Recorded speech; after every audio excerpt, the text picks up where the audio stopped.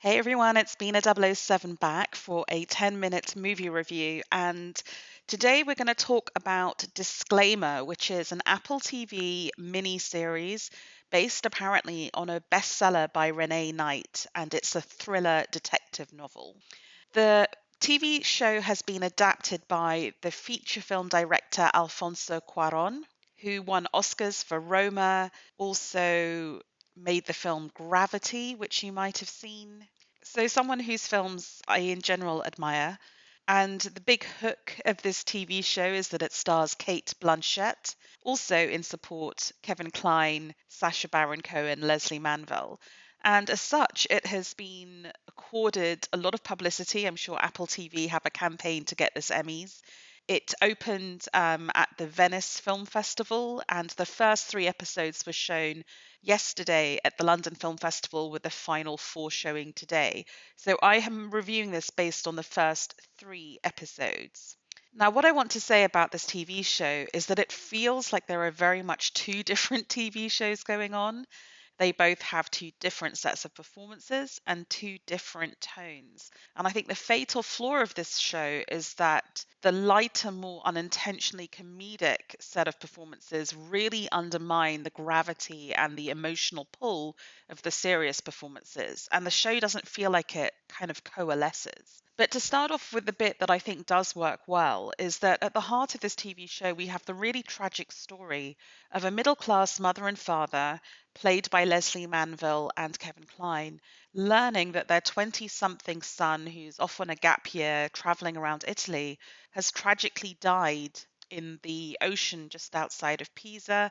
And he has apparently tried to save the life of a little toddler, which he's done, but has lost his own life in the process. And we see the Met police officers break this news to the parents. We see them having to identify the body, and in a very moving and beautifully photographed scene, wading out into the sea where their son died. And it's a really affecting piece of drama, particularly because Leslie Manville as the mother is just so brilliant in her performance. And I think Kevin Kline a little bit struggles to keep up with her. 20 years later, in the contemporary timeline, that mother has sadly died of cancer, and her grieving husband discovers that the mother had actually developed a bunch of the son's holiday photographs. And in these photographs, which are very sexually explicit, realizes that he had been having an affair with the young mother whose toddler he rescued.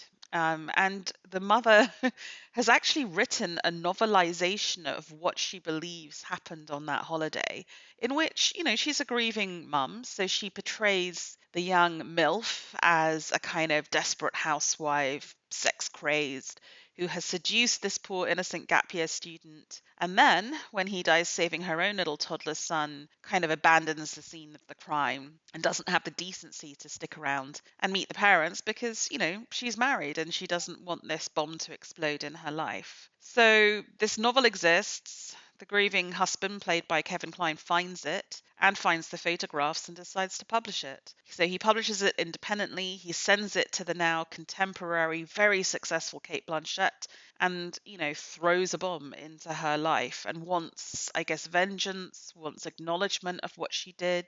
It's hard to know really what he wants from that. So we have Cate Blanchett, very successful TV producer, living in this beautifully curated house.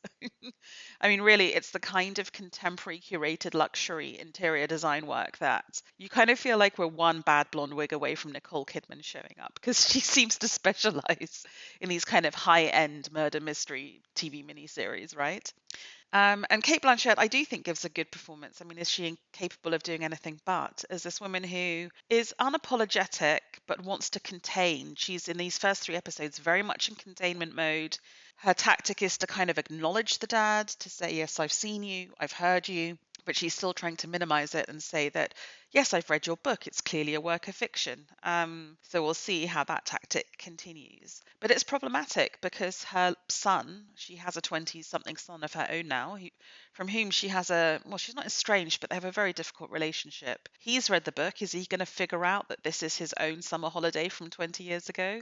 And her husband, played by Sacha Baron Cohen, has received the photographs. And this when the show opens, it looks like he's so supportive of her career, but actually this now brings up resentments and jealousy and the fact that he actually feels that she's selfishly put her career first. So the tale of these two mothers, Leslie Manville 20 years ago and Cate Blanchett in contemporary life, is very well done and it's very well acted and it's engrossing and I want to see more of that.